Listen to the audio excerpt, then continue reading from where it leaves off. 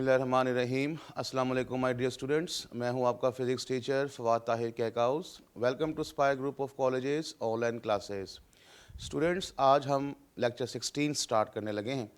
Lecture 16 में हम लोगों ने इक्विलिब्रियम ऑफ फोर्सेस को एग्जांपल्स की मदद से क्लियर करना है।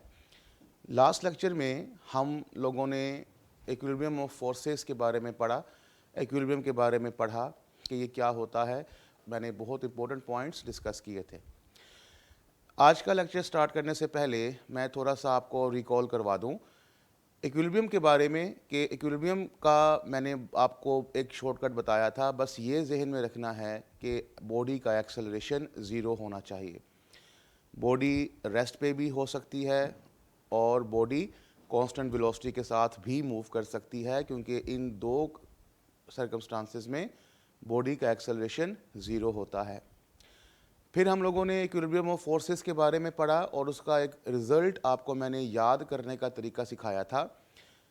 फर्स्ट कंडीशन ऑफ इक्विलिब्रियम के बारे में, sum of all the forces acting on a body is zero. Examples के साथ हमने इसको पढ़ा और मैंने एंड में आपको एक शॉर्टकट सिखाया कि अगर फर्स्ट कंडीशन सेटिस्फाई हो रही है तो आपको हॉरिजॉन्टल फोर्सेस और वर्टिकल फोर्सेस को फाइंड आउट करना है।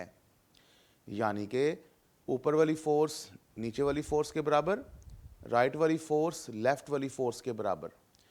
वैसे तो आपने ये लिखना नहीं, मैंने आपको सिर्फ याद करने का तरीका बताया था।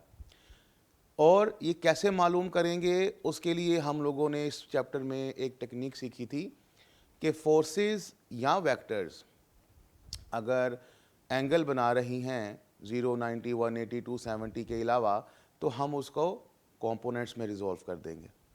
तो स्टूडेंट्स, ये सारी बातें आप लोगों ने जहन में रखनी हैं और हम इससे रिलेटेड कोई भी एग्जांपल या कोई भी न्यूमेरिकल करते हैं तो बहुत ही आसान हो जाता है। मैं आपको बताता चलूं कि इस आर्टिकल की जो एग्जांपल्स हैं उनमें डायग्राम बहुत मैटर करती है। अगर आप डायग्राम को कम्प्लीटली अंडरस्टैंड कर लें और आपको पता हो कि करना क्या है, तो आपके लिए ये नहायत ही आसान हो जाता है। आइए हम चंद एग्जांपल्स और न्यूमेरिकल्स देखते हैं इक्विलिब्रियम ऑफ फोर्सेस के बारे में। हमारी एग्जांपल बुक की है 2.7। A load is suspended by two cords as shown in the diagram। दो कॉर्ड्स की मदद से, यानी कि दो स्ट्रिंग्स की मदद से, दो रस्सियों की मदद से हमने एक लोड को सस्पेंड किया है। Determine the maximum load that can be suspended at point P. आपने वो जो लोड सस्पेंड किया है उसका वज़न फाइंड करना है अगर कोड की मैक्सिमम ब्रेकिंग स्ट्रेस 50 न्यूटन की हो। बेटा, मैक्सिमम ब्रेकिंग स्ट्रेस से मुराद है maximum tension in the code, यानी कि ब्रेकिंग स्ट्रेस को टेंशन कहते हैं और टेंशन मैक्सिमम की बात कर रहा है। ये बड़ा इंपॉर्टेंट पॉइंट है। वो आपसे कहना चाह रहा है कि अगर मैक्सिमम ब्रेकिंग स्ट्रेस हो इतनी तो ये कीवर्ड है। इसको अभी हम इसमें देखते हैं कि कैसे इस्तेमाल करना है।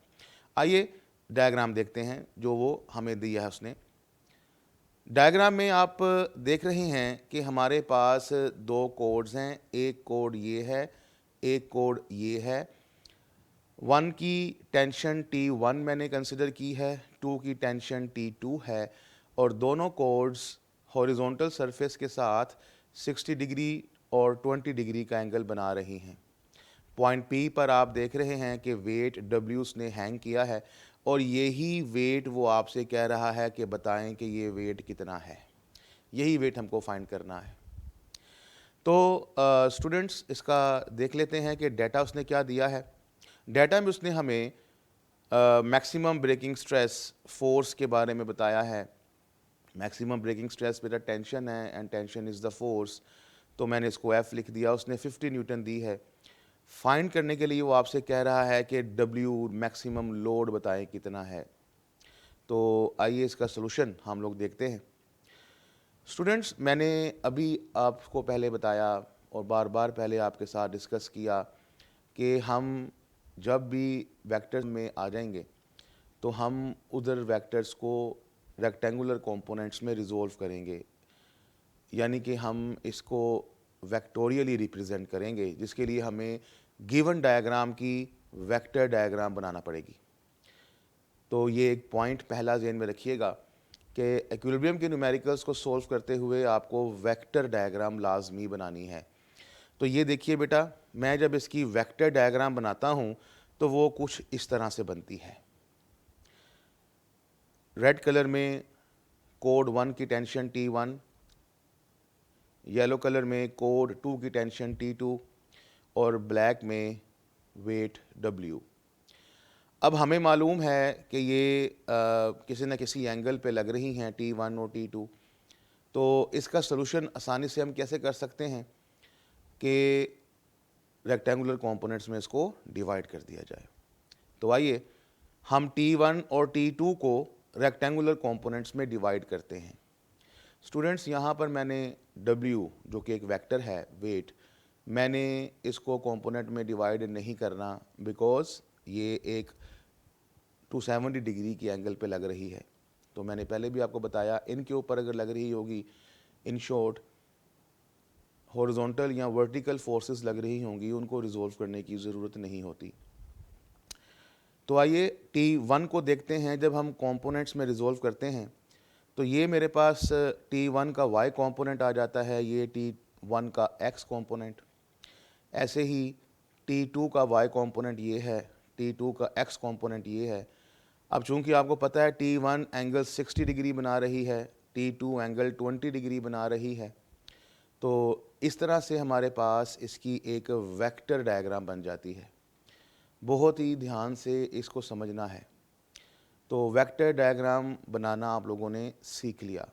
बेटा, हमारे पास फर्स्ट कंडीशन ऑफ इक्विलिब्रियम का, चूंकि ये न्यूमेरिकल है, तो फर्स्ट कंडीशन ऑफ इक्विलिब्रियम में हमें मालूम है कि sum of all the forces acting on a body is 0, यानी कि समेशन F इक्वल्स टू 0।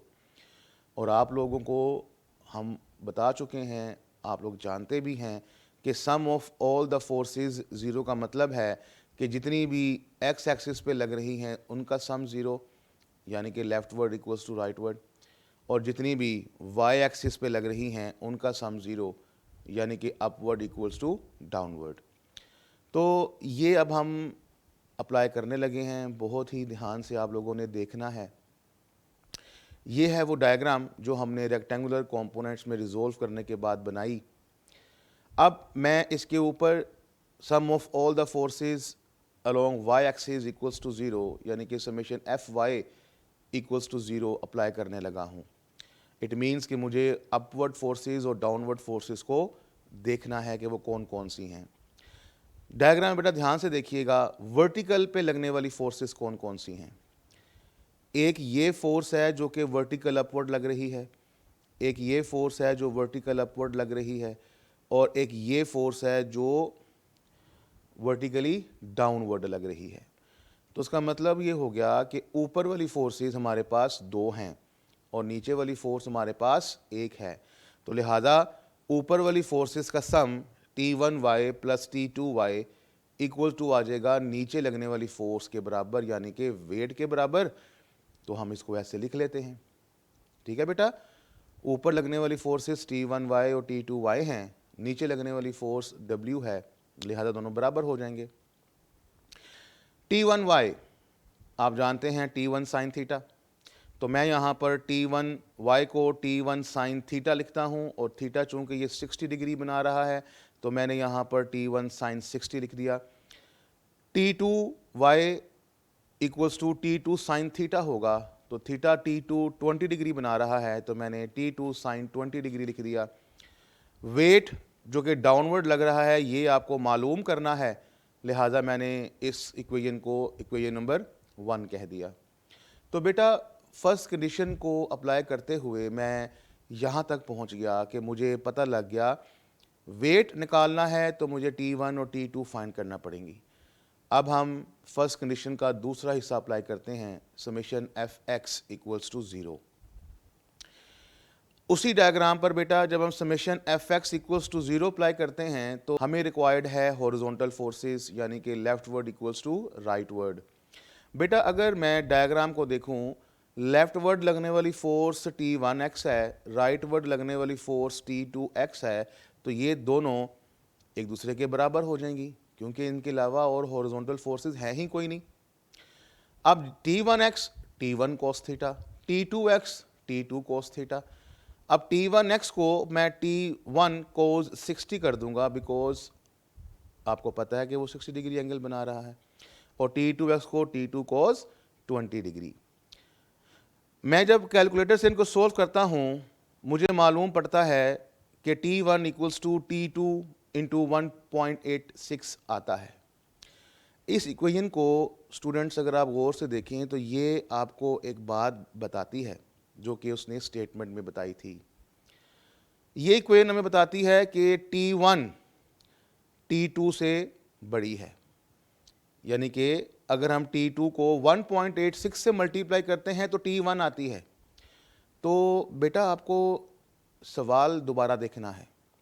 सवाल में वो आपसे क्या कह रहा था, if the maximum breaking stress, actually ये T1 और T2 दोनों ब्रेकिंग स्ट्रेस ही है ना, कोड 1 और कोड 2 की टेंशन्स है ना। तो उसने आपको सवाल में क्या कहा था कि मैक्सिमम स्ट्रेस अगर 50 न्यूटन की हुई तो मैक्सिमम स्ट्रेस से मुराद कि दोनों में से कोई सी एक बड़ी है। तो ये इक्वेशन हमें क्या बताती है, ये इक्वेशन हमें बताती है कि T1 बड़ी है T2 से, लिहाजा वो जो मैक्सिमम ब्रेकिंग स्ट्रेस है वो फिर इनमें से कौन सी हुई, T1। तो लिहाजा T1 हमारे पास मैक्सिमम स्ट्रेस है जिसकी वैल्यू उसने हमको बताई हुई है 50 न्यूटन, और ये गिवन है। अब बेटा T1 तो आपको मालूम हो गया कि वो सवाल में ही दी हुई थी। अब ये वाली वैल्यू को जो 50 न्यूटन है इसको हम यहाँ पर पुट करेंगे, और पुट करने के बाद T2 कैलकुलेट कर लेंगे। अब बेटा मैं T1 की वैल्यू को पुट करता हूँ और सोल्व करके T2 फाइंड करता हूँ। मेरे पास T2 की वैल्यू 26.6 न्यूटन आ जाती है। यूँ मुझे वेट मालूम करने के लिए T1 और T2 चाहिए थे, वो दोनों मैंने फाइंड कर लिए। अब मैं उस इक्वेशन के अंदर T1 और T2 की वैल्यूज़ को इंसर्ट करने लगा हूँ। तो T1 और T2 की वैल्यू को जब मैं पुट करूँगा मेरे पास इक्वेशन कुछ इस तरह से आ जाएगी। मैथमेटिकली इसको सोल्व करता जाऊँगा तो मेरे पास वेट का आंसर 52 न्यूटन आ जाएगा। इसका मतलब ये हुआ कि अगर हमारे पास पॉइंट P के ऊपर लोड को हैंग किया जाए तो फिर उसका वज़न 52 न्यूटन होगा अगर मैक्सिमम स्ट्रेस कोट की 50 न्यूटन हुई तो। स्टूडेंट्स इस न्यूमेरिकल को आपने देखा, देखने में ये न्यूमेरिकल बड़ा ही मुश्किल था, ख़तरनाक सा लग रहा था, लेकिन अगर आपने आर्टिकल को ध्यान से पढ़ा हुआ है और आपको मालूम है कि ये न्यूमेरिकल किस तरह से सोल्व होना है तो आप लोग इसको बड़े ही आसानी से इंटरेस्टिंग तरीके से, तो आप इसको बड़े ही आसान तरीके से सोल्व कर सकते हैं। बात सिर्फ समझने की है। जो चीज़ आपको सिखाई जा रही है उसको सीखें, उसको फॉलो करें। हम लोगों ने जिस तरह से इस न्यूमेरिकल को देखा और जो तरीका आपको सिखाया गया, जो तरीका आपको टीचर ने बताया उसको आपने फॉलो किया और आपने देखा कितनी आसानी से ये न्यूमेरिकल सॉल्व हो गया। बेटा इसका सलूशन लेंथी नहीं होता, सिर्फ डायग्राम को समझने में देर लगती है। तो आपने जब भी इक्विलिब्रियम के साथ डील करना है हमेशा उसकी डायग्राम को बहुत फोकस करना है। तो स्टूडेंट अब हम इसको एक और एग्जांपल के साथ पढ़ते हैं। नेक्स्ट एग्जांपल देखते हैं। ये आपकी बुक की प्रॉब्लम है जी 2.15 और बड़ी ही अहम प्रॉब्लम है। वो आपसे कहता है कि 10 न्यूटन का लोड है, उसको क्लॉथ लाइन के साथ सस्पेंड किया गया है। क्लॉथ लाइन मींस एक रस्सी है। जब आप उस 10 न्यूटन के लोड को सस्पेंड करते हैं तो वो जो क्लॉथ लाइन है उसके अंदर बेंडिंग आ जाती है और वो हॉरिजॉन्टल सरफेस के साथ 15 डिग्री का एंगल बनाती है। आपने बताना है कि वो क्लॉथ लाइन के अंदर टेंशन कितनी है। देखिए ये है हमारे पास एक क्लॉथ लाइन, यानी कि एक रस्सी है, कपड़े जिस पे आप डालते हैं, यूँ समझ लीजिए। ये दोनों तरफ से यहाँ से भी इसको हैंग बांधा हुआ है यहाँ से भी इसको बांधा हुआ है। तो ये जब आप इसके ऊपर इधर लोड को हैंग कर देंगे ऐसे, तो ये लोड हैंग होने के बाद क्या ये रस्सी इस तरह से रह पाएगी? नहीं ना। तो फिर जब आप ये वेट को हैंग यहाँ पे कर देंगे तो फिर ये रस्सी जो कि इस हालत में थी वो अब बेंड होकर कुछ इस तरह से हो जाएगी। ठीक है मेरा बेटा, सवाल को अंडरस्टैंड करना है। मेरी एक आदत है बेटा कि वो न्यूमेरिकल में, वो अपने सवाल में जो कह रहा होता है ना, मैं वो करता रहता हूँ, मेरे लिए खुद ही रास्ते निकलते रहते हैं। इसलिए आप भी इसको फॉलो करें। उसने जो कहा हमने वो कर दिया, तो रस्सी इस तरह से हो जाएगी और फिर वो आपसे कहता है कि ये दोनों तरफ 15 डिग्री का एंगल बनाती हैं।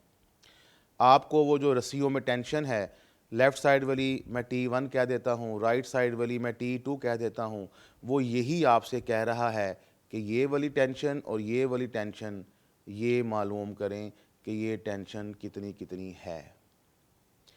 आप देख रहे हैं कि डायग्राम मिलती जुलती है प्रीवियस एग्जाम्पल से, तो आपके जहन में आ गया होगा कि आपने क्या क्या करना है। सबसे पहले क्या करना है, वेक्टर डायग्राम बनानी है, और फिर रेक्टेंगुलर कंपोनेंट्स बनाने हैं, और फिर हॉरिजॉन्टल फोर्सेस और वर्टिकल फोर्सेस ढूंढ के फर्स्ट कंडीशन अप्लाई कर देनी है। So simple.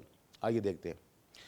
डाटा में वो हमें बताते हैं फोर्स यहाँ पे गिवन है 10 न्यूटन,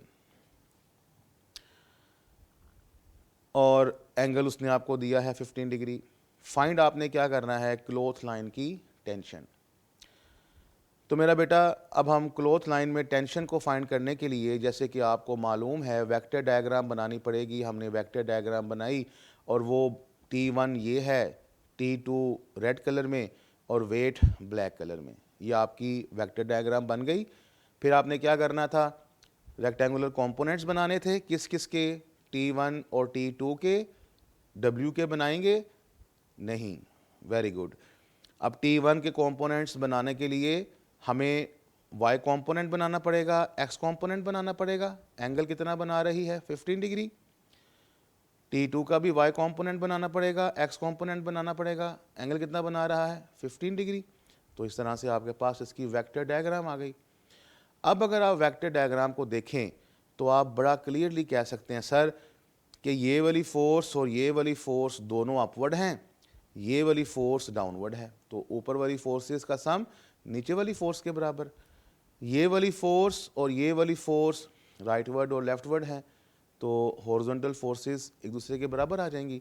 तो बस बेटा काम आसान हो गया। बिल्कुल ऐसे ही आपने इसके ऊपर फर्स्ट कंडीशन को अप्लाई करते हुए summation F X equals to 0 करना है और summation F Y equals to 0 करना है। समेशन एफ एक्स 0 का मतलब leftward forces equals to rightward forces. Summation F Y का मतलब upward force equals to downward force. तो डायग्राम को देखते जाएं मेरा बेटा फटाफट और वैल्यूज़ लगाते जाएं। आपको पता है कि लेफ्टवर्ड फोर्स T1x है, राइटवर्ड फोर्स T2x है। T1x T1 cos 15 degree, T2x T2 cos 15 degree. आप अगर देखें cos 15 डिग्री दोनों साइड से कैंसिल हो जाएंगे, T1 इक्वल्स टू T2 आ जाएगा, यानी कि दोनों टेंशन्स एक दूसरे के इक्वल हैं। अब बेटा जब ये इक्वल है तो हम इनको 1 और 2 करने की बजाय सिंपल T कह देते हैं। तो लीजिए मैं इसको कह देता हूँ कि T1 और T2 दोनों T के बराबर हैं। तो समेशन एफ एक्स से हमको ये रिजल्ट मिल गया। आइए समेशन एफ वाई को अप्लाई करते हैं। Upward force T1y plus T2y, downward force only W। T1y T1 sine 15 degree, T2y T2 sine 15 degree, W है 10। आप देखें तो ये दोनों T1 और T2 दोनों के दोनों किसके बराबर हैं, T के बराबर हैं। तो हम यहाँ पर T 15 degree plus T 15 degree कर देते हैं इक्वल्स टू 10। दोनों को ऐड करेंगे तो 2 टाइम्स T साइन 15 डिग्री होगा, और हमारे पास कैलकुलेटर पे सॉल्व करेंगे तो इक्वल टू आ जाएगा 19.3 डिग्री। T यहाँ से निकालेंगे तो 10 डिवाइडेड बाई 2 साइन 15 डिग्री आएगा। कैलकुलेटर से इसको सॉल्व करेंगे तो आंसर आ जाएगा 19.3 न्यूटन। तो मेरा बेटा देखा आपने कितनी ही आसानी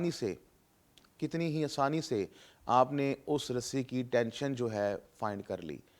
तो अगर आपको मालूम हो कि रास्ता क्या है तो आप मंजिल पर बड़े ही आसानी से पहुंच जाते हैं। तो मेरा बच्चा, आपने बहुत ही ध्यान से इस आर्टिकल को समझना है और जो जो आपको सिखाया है वो अप्लाई करते जाना है। बहुत ही आसान है, बहुत ही इंटरेस्टिंग है। स्टूडेंट्स इन न्यूमेरिकल से भागते हैं, इनको मुश्किल लगता है, हालांकि देखा जाए तो ये बहुत ही आसान, बहुत ही इंटरेस्टिंग है। सिर्फ एक ही चीज़ तो आपको करनी है। तो रिज़ल्ट हमारे पास आ गया, tension the cloth line is 19.3 Newton.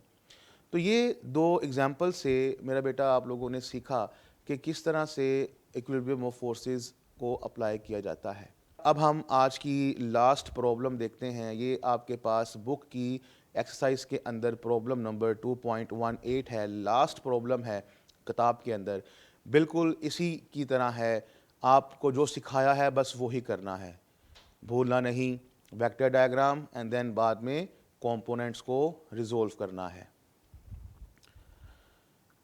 A uniform sphere of weight 10 Newton is held by a string attached to a frictionless wall. कहता है जी एक दीवार है, उसके साथ आपने 10 न्यूटन का स्फेयर को हैंग किया हुआ है और वो स्ट्रिंग जिसके साथ आपने बांधा है वो 30 डिग्री वॉल के साथ बना रही है। देखिए बेटा, ये हमारे पास दीवार है, इसके साथ हमने एक रस्सी ली और एक स्फेयर को बांध दिया जिसका वज़न W डाउनवर्ड है 10 न्यूटन, और वो जो एंगल बना रही है रस्सी दीवार के साथ वो 30 डिग्री है। यहाँ तक आपने फिर नोट किया, जो जो वो कह रहा था मैं वो किए जा रहा था। अब वो कहता है जी कि रस्सी के अंदर टेंशन है वो मालूम करें, यानी कि T, और दीवार के साथ जब बॉल लगा है तो दीवार उसके ऊपर फोर्स लगा रही होगी, यानी कि ये फोर्स। एक तो वो कहता है ये टेंशन मालूम करके बताएं और दूसरा बताएं कि वो फोर्स कितनी है जो दीवार लगा रही है। स्टेटमेंट को ध्यान से पढ़ लीजिएगा। Force exerted by the wall, not by the ball. तो वॉल अगर लगाएगी तो डेफिनेटली वो बॉल की तरफ ही होगी। तो लिहाजा हमारे पास यहाँ एक फोर्स F और टेंशन T आपको फाइंड करनी है। तो डाटा में बेटा उसने आपको वेट ऑफ द स्फेयर दिया W 10 न्यूटन, एंगल दे दिया थीटा 30 डिग्री। फाइंड आपको क्या करना है, tension in the string T, force exerted by the wall F। तो आइए अपना काम स्टार्ट करते हैं। बेटा फिर से वही वेक्टर डायग्राम बनेगी। वेक्टर डायग्राम बनाएंगे तो बेटा कुछ इस तरह से बनेगी, ठीक है। अब चूंकि आपको प्रैक्टिस हो गई है तो ये तीसरा न्यूमेरिकल है तो होपफुली आपको समझ आ जाएगा।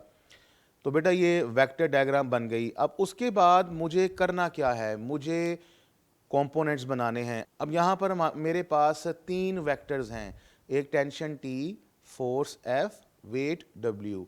अब बेटा रूल्स के मुताबिक मुझे ना फोर्स को रिजोल्व करना है ना वेट को रिजोल्व करना है, because these are the horizontal and vertical forces. हाँ, टेंशन को रिजोल्व करना पड़ेगा क्योंकि टेंशन एंगल 30 डिग्री बना रही है। तो बेटा इसको रिजोल्व करने के लिए मैंने वेट की लाइन ऑफ एक्शन को थोड़ा सा एक्सटेंड कर दिया। ये आप देख रहे हैं, मैंने यहाँ पर वेट की लाइन को थोड़ा सा एक्सटेंड कर दिया ताकि मैं इसको सिंप्लीफाई कर सकूं। अब यहाँ पर आपको मैथमेटिक्स की थोड़ी सी मदद लेनी है कि कोरस्पॉन्डिंग एंगल्स इक्वल होते हैं अगर दो पैरेलल लाइंस को एक लाइन इंटरसेक्ट करती हुई जा रही हो। तो बेटा जो एंगल 30 ऊपर बन रहा है वही एंगल 30 यहाँ पर बनेगा, बिकॉज ये वाली लाइन और ये वाली लाइन पैरेलल है, इसको ये वाली लाइन इंटरसेक्ट करती हुई जा रही है, तो कोरस्पॉन्डिंग एंगल्स यहाँ पर और यहाँ पर सेम बनेंगे। अब आपको मालूम है कि एंगल के सामने वाली साइड परपेंडिकुलर होती है, तो ये वाला कंपोनेंट जो कि TY बनेगा, दूसरे वाला TX होगा। तो लीजिए बेटा हमारे पास कंपोनेंट्स रिजोल्व हो गए। अब देखिएगा इसका कमाल, ये वाली फोर्स और ये वाली फोर्स ये हॉरिजॉन्टल हैं, ये वाली फोर्स और ये वाली फोर्स ये वर्टिकल हैं। तो देखें आपको आपका रास्ता मिल गया। अब हम अपनी कंडीशन को अप्लाई करते हैं। हम लोग टेंशन को T सपोज किया है, फोर्स को F सपोज किया है। अब हम लोग फर्स्ट कंडीशन को अप्लाई करते हैं, summation Fx0 Fy0, leftward force equals to rightward force, upward force equals to downward force. तो आपको मालूम है कि लेफ्टवर्ड और राइटवर्ड फोर्सेस Ty और F हैं। Ty T sine 15 degree equals to F। अब आपको ना यहाँ पर टी पता है ना यहाँ पर एफ पता है, इसलिए हम एफ वाई पे मूव करते हैं। एफ वाई में upward force T x, downward force weight T x, हमारे पास टी कोस 30 वेट 10, यहाँ से कोस 30 वहाँ जाके डिवाइड होगा और सोल्व करेंगे, टेंशन आपके पास आ जाएगी 11.55 न्यूटन। तो बेटा इस तरह से वो जो टेंशन उसने फाइंड करने के लिए कहा था वो आपने फाइंड कर लिया। अब ये टेंशन की वैल्यू को हम लोग पुट करेंगे इधर। जब यहाँ पर हम लोग ये वैल्यू को पुट करेंगे तो हम कहेंगे 11.55 इंटू 0.5 यानी कि साइन 15.5 है, मल्टीप्लाई करेंगे तो फोर्स की वैल्यू आ जाएगी 5.8 न्यूटन। तो बेटा इस तरह से आपने रिजल्ट निकाला, टेंशन 11.55, फोर्स 5.8। तो आप लोगों ने ये 3 तरह के न्यूमेरिकल्स देखे जो कि इक्विलिब्रियम ऑफ फोर्सेस से रिलेटेड थे। आप लोगों ने नोट किया कि हमने तीनों के अंदर कोई डिफरेंट काम नहीं किया, सिर्फ एक ही सिनेरियो के साथ चले हैं। पहला काम वेक्टर डायग्राम बनाई, दूसरा काम कंपोनेंट्स को रिजोल्व किया और तीसरा काम फोर्सेस ऑफ इक्विलिब्रियम को अप्लाई कर दिया। तो स्टूडेंट्स इसकी बार बार प्रैक्टिस कीजिए।